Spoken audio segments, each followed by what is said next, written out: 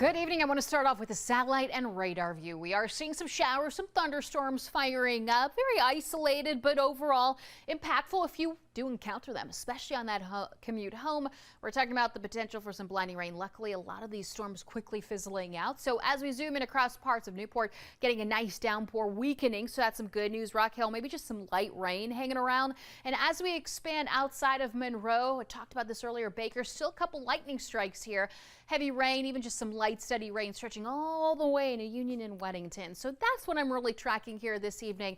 Overall, these showers, thunderstorms are going to fizzle out overnight. Still possible through the evening hours. We're talking around through 10, maybe even 11 o'clock this evening, but isolated. And then we're going to almost ramp it up a little bit as we head into tomorrow and peeking into Friday. But before we get there, let's talk about the temperatures. Tonight, falling into the mid and lower 70s across the Sandhills, over in the Piedmont, and up into the foothills. As we expand into tomorrow, highs now peaking in the lower 90s. Today we were in the mid 90s, just like yesterday, so we're gradually dropping. We like that. 92 degrees for that high here in Charlotte. We've got the 80s up in the mountains and low 90s. Maybe some isolated pockets in those mid 90s here, down at least across the Sandhills. Now, as we fast forward into Friday, like I mentioned, getting ready for that cold front, but we really feel the effect of that as we head into the weekend. Highs now lower 80s, back into the mid 80s, but that is it. Finishing out not only the 7-day forecast, but into the middle of next week, really looking promising. So,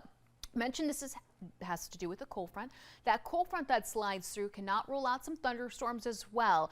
And something I want to point out, can't rule out an isolated strong or severe thunderstorm, but more importantly, as we continue to add to these rain totals, some of us over 2 inches of accumulation just in the last 3 days. Well, now a threat becomes flooding. So these heavy downpours that are going to roll through, well, we could see some isolated flash flooding, maybe even some scattered flash flooding. So first alerts in place not only for Friday, but even Thursday, very similar conditions. Really watching for those over in the mountains. So here we go, showers and thunderstorms increasing, especially on that early morning, or I should say early commute in the evening there. And then as we fast forward into Friday, similar conditions, early evening hours, showers and thunderstorms rolling through. So be prepared for delays, especially as you make your way home.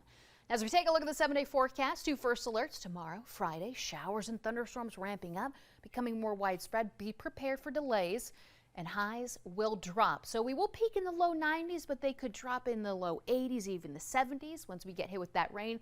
And actual temperatures only peaking in the low 80s as we head into the weekend, and we'll continue with those temperatures through next week.